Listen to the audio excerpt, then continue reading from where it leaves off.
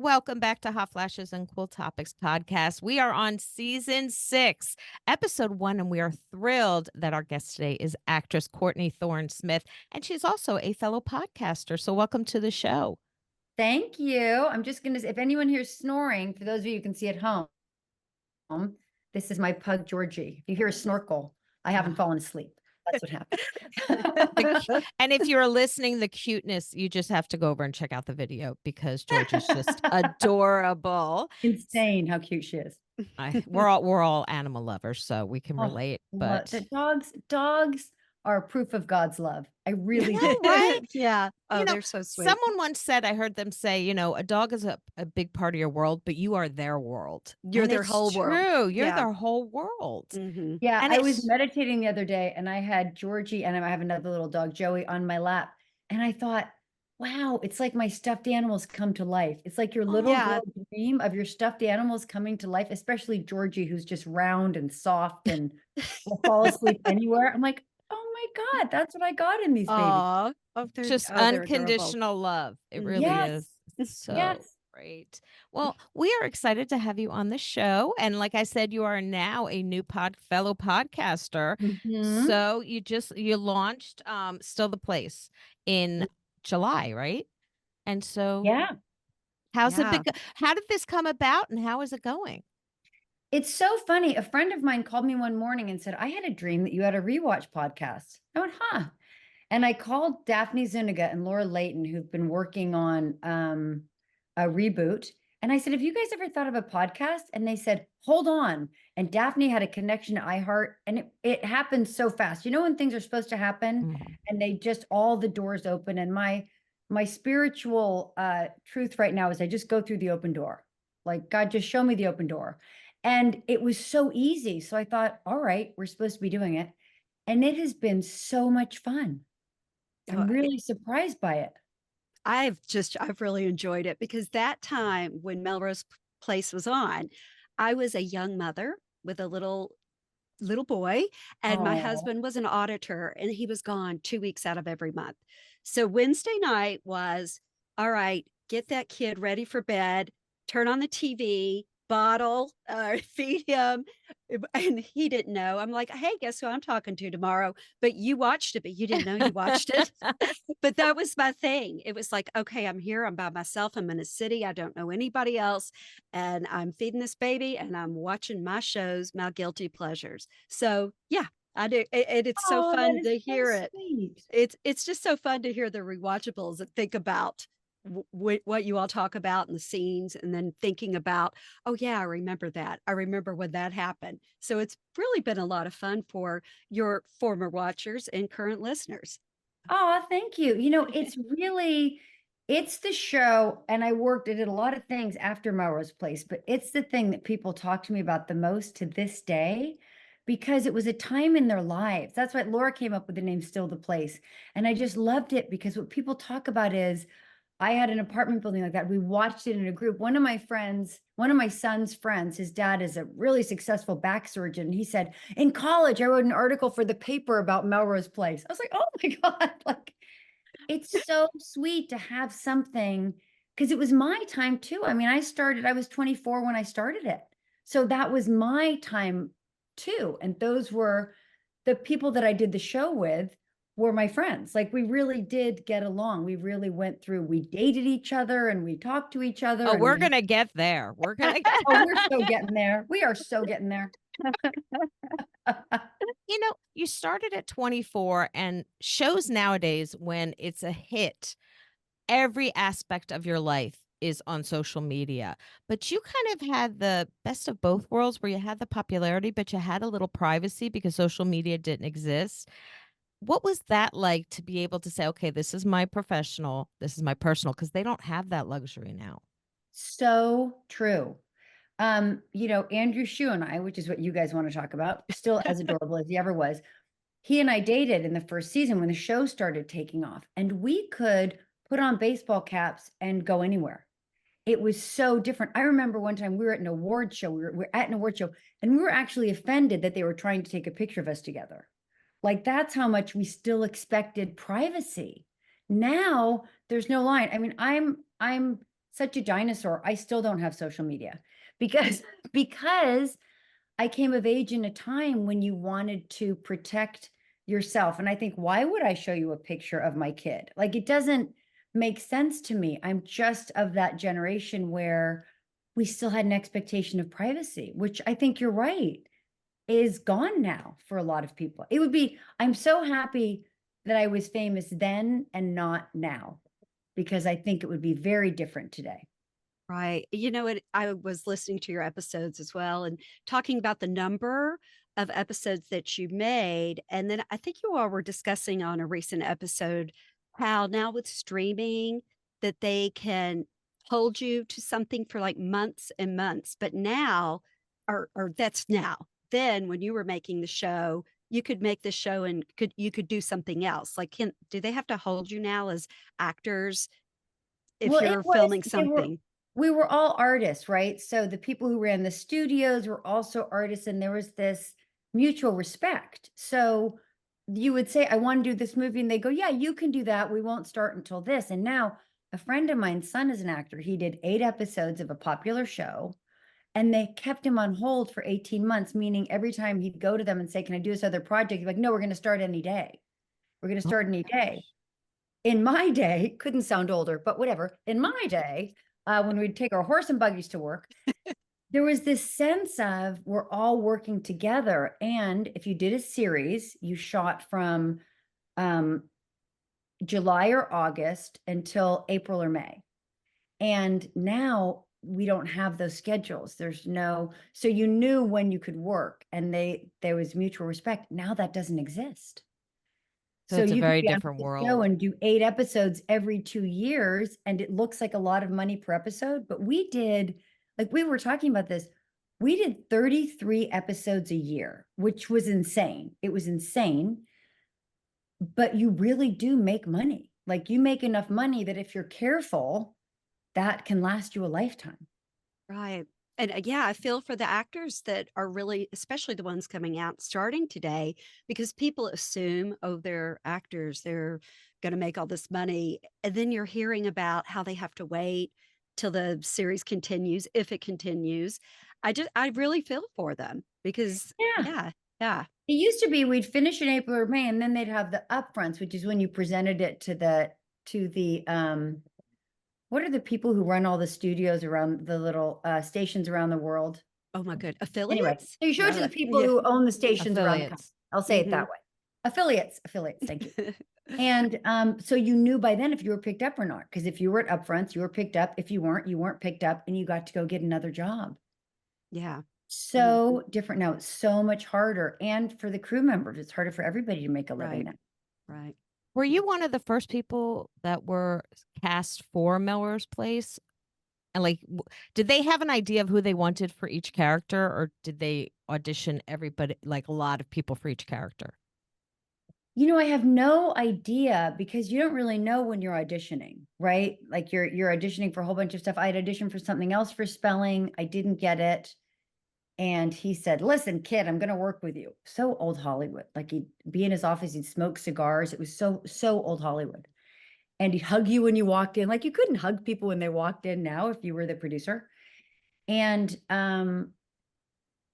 then I auditioned for Melrose Place, and it was the same thing. Like, you audition, then you go back, you go back, you're back. We had chemistry reads, and a lovely actor named Stephen Fanning played Billy originally, and then just sometimes things don't work. But if I've worked with him since then, he's a good actor and a lovely guy.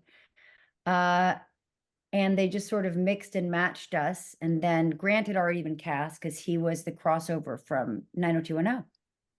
And then I remember, like, if you listen to the podcast, you may have heard it when Grant was on, but we shot the opening credits at Johnny Rockets on Melrose. And he was like, do you remember I almost got into a fight with that guy? Like, it was some famous person. So it's like, I do remember, like, he really was so tough. Grant is a wonderful mix of super sweet and really ethical and a great guy, and genuinely tough. Like, he rode a motorcycle to work in Yeah. Santa Rita. I don't think they'd let an actor do that today. Yeah, yeah, I was listening to that. I was dying because I thought, "Oh, he's just acting. He's not." And I'm like, "Oh, he really did almost get into a fight." It was Steve McQueen's son. I was like, Oh, Yes, yeah, that's what it was. it was Steve McQueen's son, and I was like, "Oh," and it's been very interesting to hear this little backstory about what was really happening to you guys, at the time, and there's so many things you bring up on the podcast that at the time, I didn't think, "Oh, that's super creepy." And it's actually getting a lot of attention that Grant Show was dating a high schooler. Well, he wasn't, his character was. I take Jake that was. back. Yeah, Jake was. Jake Let's make was that clear. dating Kelly, yeah. Yes, and it was kind of like cool and sexy. Those things don't age well. Like a lot like, oh, that did not age well. And I No. thought, well, it'll be a flirtation. And then they started kissing. I was like, no, no, no, no. And it's funny how that your podcast has brought a lot back to that. Like I'm seeing that in different headlines about, oh, Grant Show's like, yeah, that was really creepy. That's Yeah, got but us. we didn't know. And we did, we No. were promoting Still the Place. We did Tori Spelling and Jenny Garth's podcast. And we asked her about it. And she goes, no, I didn't. Like they said, this guy's coming on. You're going to have all right. Like nobody questioned it. Yeah, yeah, really? yeah. And I Right. mean, And in yeah. one of my first movies, I was 17 and my boyfriend was 37 Ooh. in the movie. And nobody questioned it. How strange is that? Yeah. That It is really weird. That it's is strange now. And I think, even at the time, Colleen, because I think we're all about the same age, that we at that age didn't think it was that weird. Not that no. it didn't happen to me. I didn't It date a was sexy and romantic. yes, yes, that's But what you even found like out. we interviewed the actor who plays Almanzo Wilder from Little House on the Prairie, and at the time he was cast to be the husband for Melissa Gilbert, she was 16, just turned 16, and he was 16. 26 in real life. And they had to fall in love, and I'm like, that would have never happened No. in today's day and age. And he said it just no one questioned it. It Yeah. And just was. I think Melissa wasn't too thrilled Well, she about was a it. kid, but She was, no. and her mother came on set and cried, apparently. I think her mother Oh, cried. But 'Cause I think, yeah, none of the yeah, cast, like, and no one casting or Michael Landon, no one seemed to have a problem with the 10-year age gap for the yeah. well, it characters. was probably realistic for the times, Mhm. right? Right, because that was like the 1870s or something. Yeah. Yeah, I mean, I was Yeah. watching a show and they had a young girl and a young boy. They were age appropriate kissing, and I thought, God, I wonder if that was her first kiss, Mhm. right? Yeah. Like, I wonder if that was And a it was really Melissa's, by fun the way. one. Yeah. Oh, yeah, It was. I remember reading that a long time ago, I think. Yeah.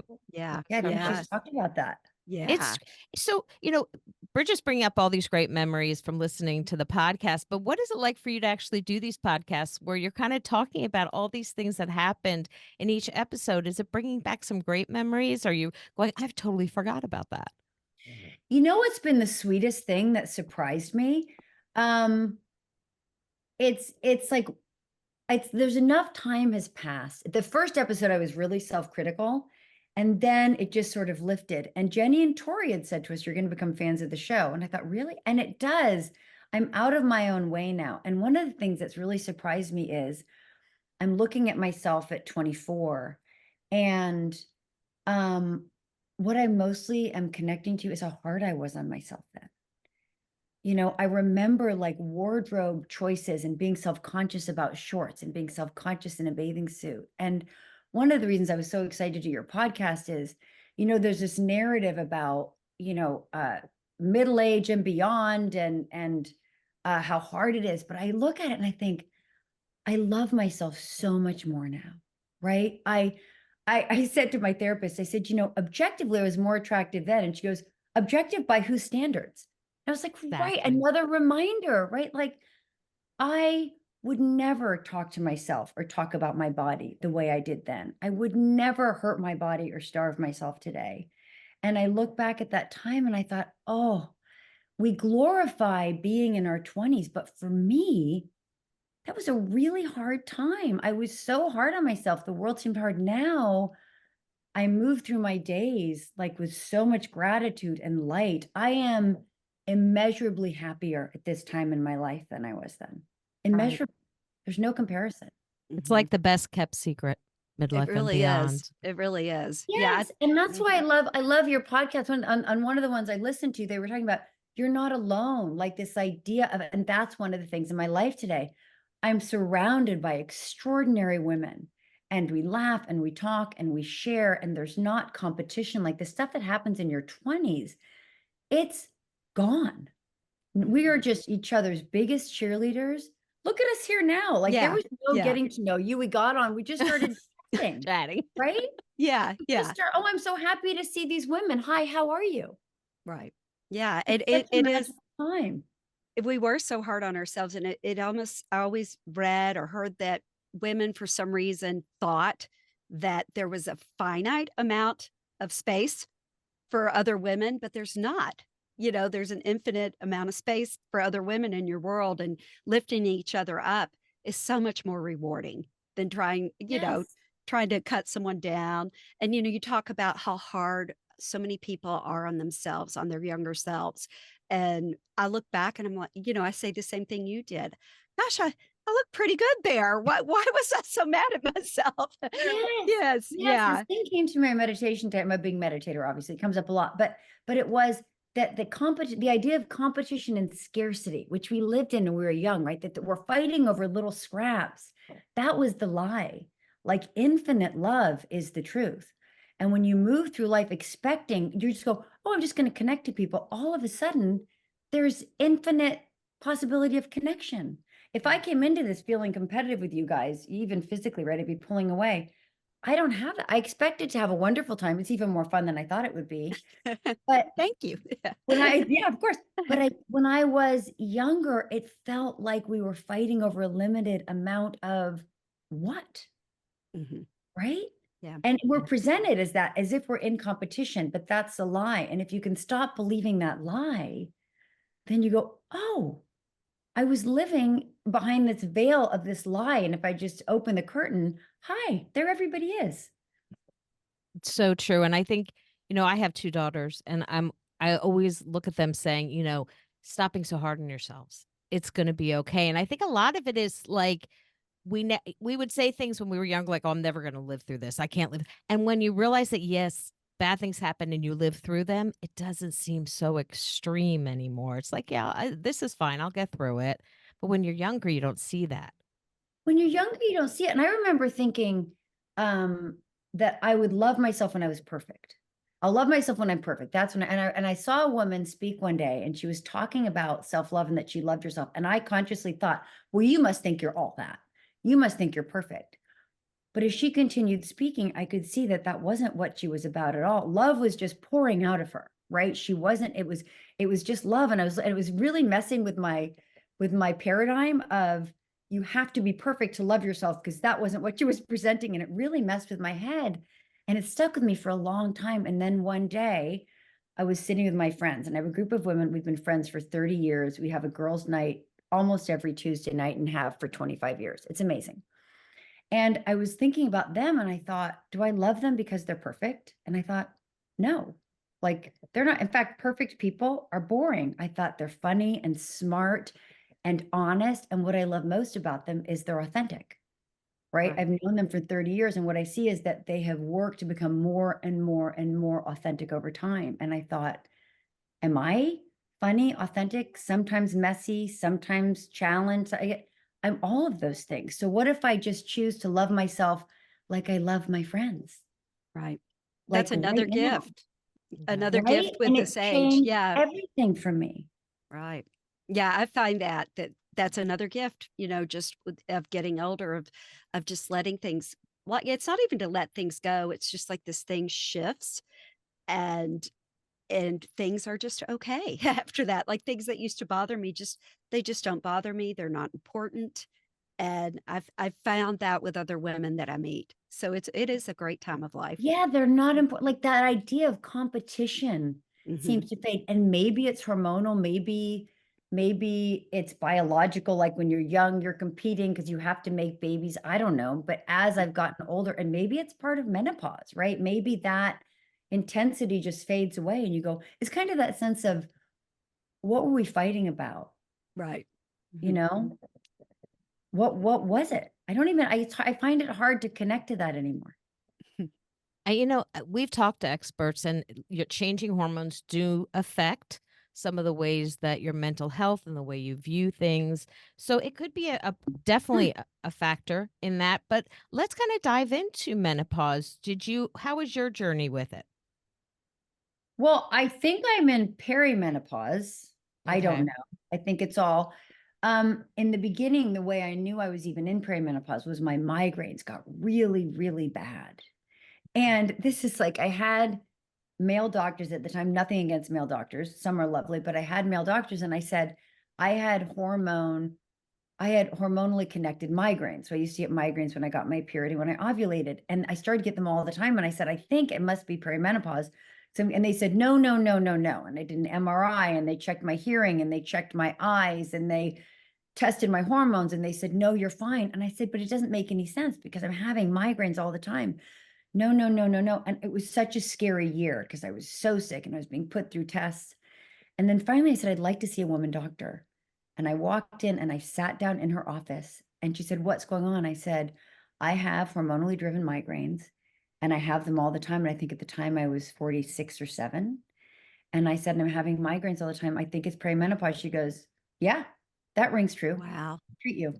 That's great. Yeah. And That she getting had that. Yeah. heard, being Exactly. Being heard. I said, heard. but they Mhm. tested me. She goes, yeah, but perimenopause, like one day you're going to be fine, one day you're not. So I felt like having a female doctor who listened to my experience. And then they put me on the pill for many years just to even everything out so that I wouldn't have the up and down migraines. And that helped a lot. Migraine medicines have come a long way. And now I'm off the pill. Now I'm 56. I'm off the pill and I'm on the patch. And that's been amazing. I have a patch too. Yeah. I like it. Yeah. I love my But patch. I am menopausal. Like, it's there's so many amazing things that Colleen and I have found out since doing this podcast that this perimenopause episode, it can start 10 years before you go into menopause. It can, it can cause so many, I can't even remember the number of symptoms. They I say think they were 34, like but there's more. But 64 there's and more. up. Yeah. Yeah. Yeah. But because it's women, there's not Yeah. enough research. Like I think Right. people are Exactly. starting to speak up, and that's why I switched to mostly women doctors. Again, no offense to men. I love men. But in terms of doctors, I really felt like it was important to have a woman who could say, here's what I did. Because I'll ask my doctor, what did you do? Like, Right. what's your experience? What do you prefer? What patch do you prefer? How has that been for you? We sort of walk each other through it. And no offense, men don't have that shift. And maybe I am in menopause now. I don't know. It was so smooth from the pill to the patch that maybe I just sort of wrote it out You easily. bet you could Maybe. have. It's 12 months of no cycle. Menopause is 1 day. So once you've had 12 months of no cycle, you're postmenopausal.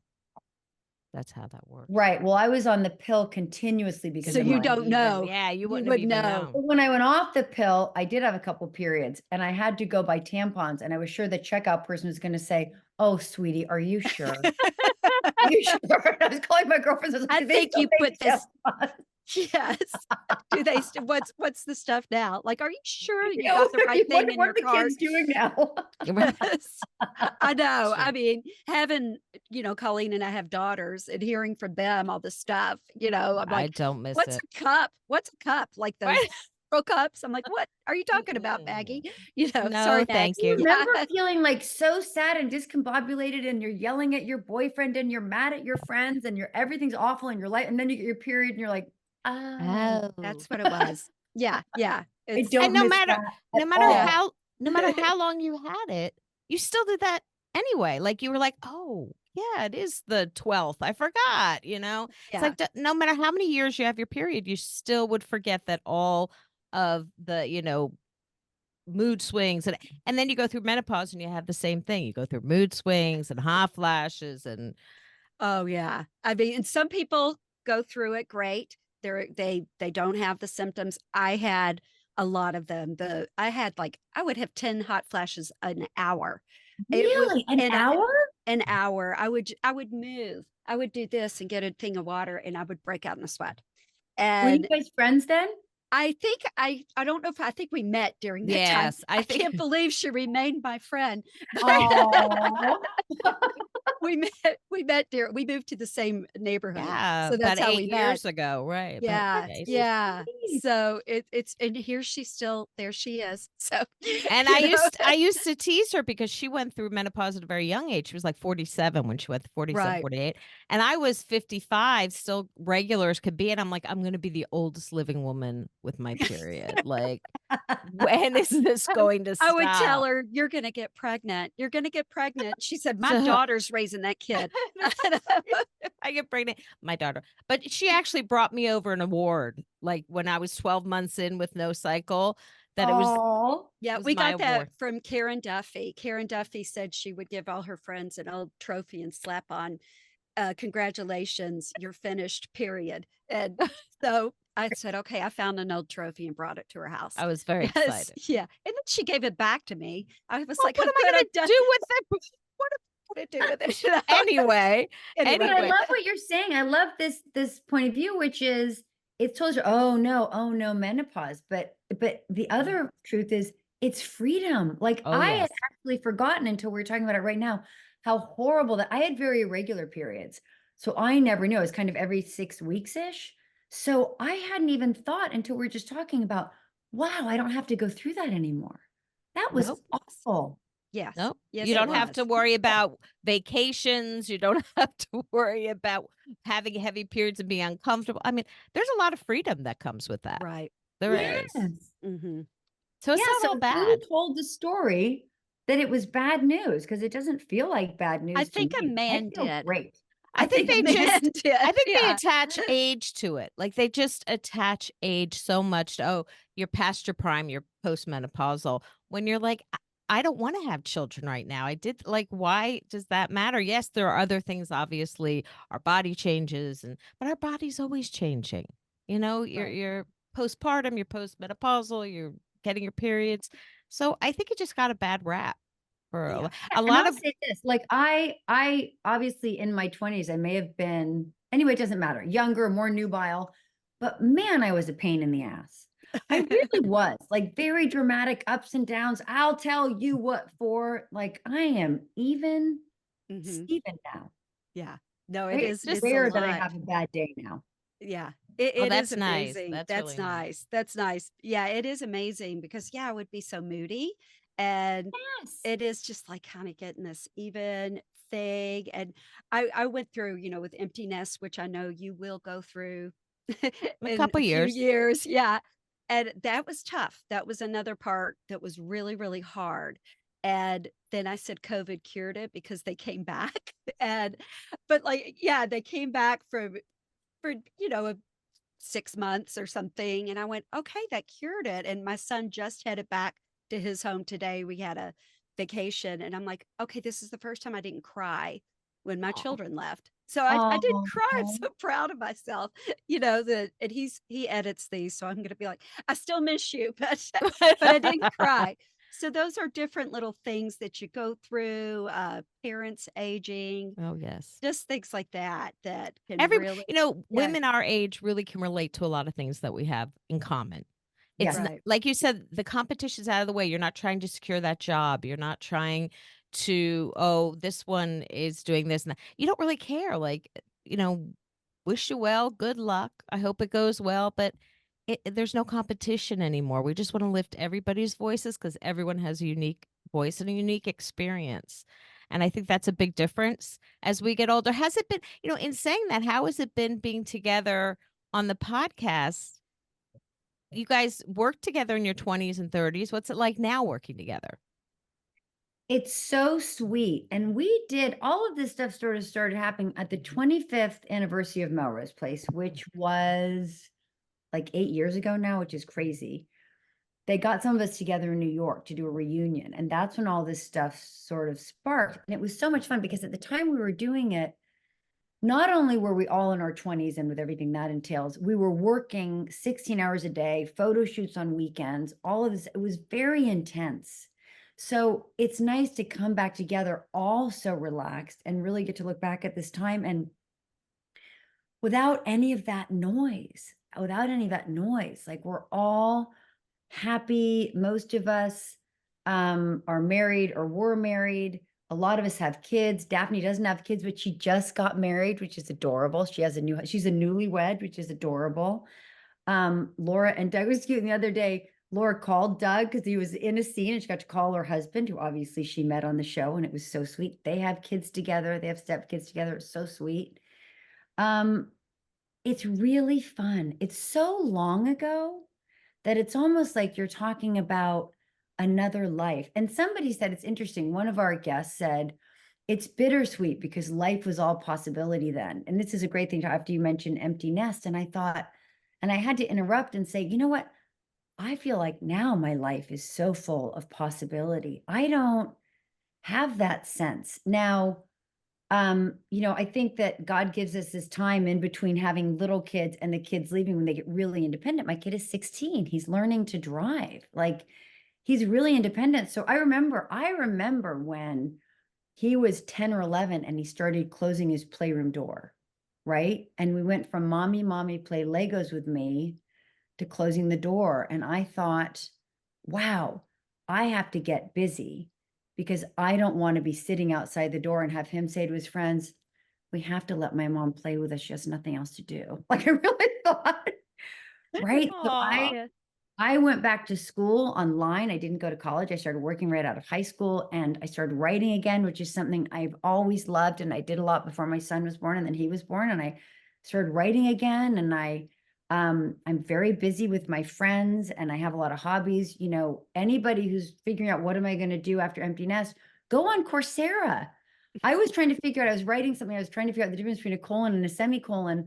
I just clicked on a grammar class on Coursera. Like the world is our oyster today. You don't have to be bored. You don't have to be lonely. One of my friends, Empty Nest, she started going on Meetup and she started meeting with these groups of people who were doing book clubs and all this stuff. Like it's a really exciting time to have more time available. I don't think we have to tell this sad story. I feel super excited about the next phase of my life. Right. Yeah, there's so much, the possibilities of travel, just like you were saying, meeting people, different groups, getting involved with something that maybe you never tried before. And then you thought, okay, well, now's a great time to try it. And if it doesn't work out, it's not really a failure. It's just something that you tried and maybe you didn't like it and you try something else. So it is a really wonderful time. Yes, it's like Mhm. it's hard to remember who we are before we were parents, right? Because Right. parenthood is so impactful. It changes how we move through the world. But then it was like, who was I before? And I had to figure that out. And now, like, I hang out with my dogs, I write, I meditate, I see friends, I cook. I have this really great full life. I remember when my dad retired and he had worked so hard his whole life. And he said, about a year after retirement, he said, I used to wonder what I would do after I retired. Now I can't imagine how I ever had time to work. Yeah. Oh, that's Oh, wonderful. that's Yeah, wonderful. isn't I that love Isn't great? hearing. that Wow. isn't that beautiful? Wow. Wow. Well, speaking of times, I wanted to talk about the differences, what you see like back in the Bridget's already 90s. laughing. I'm I'm sorry, laughing, Bridget. I'm thinking about it. I'm sorry, it's in my head. The things that you see in the old episodes, and then you think about them now. And I watched the first scene, and I don't know why I found this so funny. It isn't funny that your roommate skipped out on you in that first episode and left you with Brent. But you said, Natalie, it's your day to make the coffee. And I'm like, they made coffee for each other as roommates. I thought, now you'd go get your Starbucks or you'd have your pod or your Nespresso or your Keurig. And I don't know why I thought that was so funny. But like, what are some things that stand out to you that are so different from the 90s when you were making like that are in the episodes that would not happen now? Well, no cell phones, Yeah. right? Like how do we find each other? If you're out somewhere and you miss each other, it's over. And then in that first episode, when Allison like put something in the newspaper and people just come to her door, right? That's Yeah. crazy. A young single woman. Yeah. That's so crazy. How much rent was making us laugh. That was so interesting. And I thought the clothes were going to be so embarrassing, but they've all come back. The Right? clothes actually look pretty fashionable. Yeah. Yeah, you could do that. If Yeah, you keep it yeah, long enough, it comes back into it comes style. back. I've kept a It comes few. back into Yeah. style. So the Mhm. timing for the podcast is really good because those clothes are back in style. I'm looking forward to now we're doing, I don't know if you guys probably didn't watch it from the beginning, but the first 12 episodes, it's kind of 8 nice kids trying to make it. And we almost got canceled because it wasn't really, I think our numbers were falling off after Melrose. Nothing was really happening. And then Heather came on as a bad guy and Laura came on and it started to get more dramatic. So that's what I'm looking forward to. Like I'm looking forward to the apartment building blowing up. Marsha, what was Marsha's name on the show? Kimberly. Kimberly, thanks. Yes. Kimberly taking up the wig. Michael Taking off the getting beat. wig. Yeah. Like I'm ready for Michael and Josie to stop doing like regular marriage fights and for him to get really mean and dark. Remember? Oh, Like, yes. that's what I'm excited for. I want the action to start. I'm ready. Oh, These it are very was sweet, and I love watching these. It really brings back a lot of sweet memories, but I want things to get dramatic.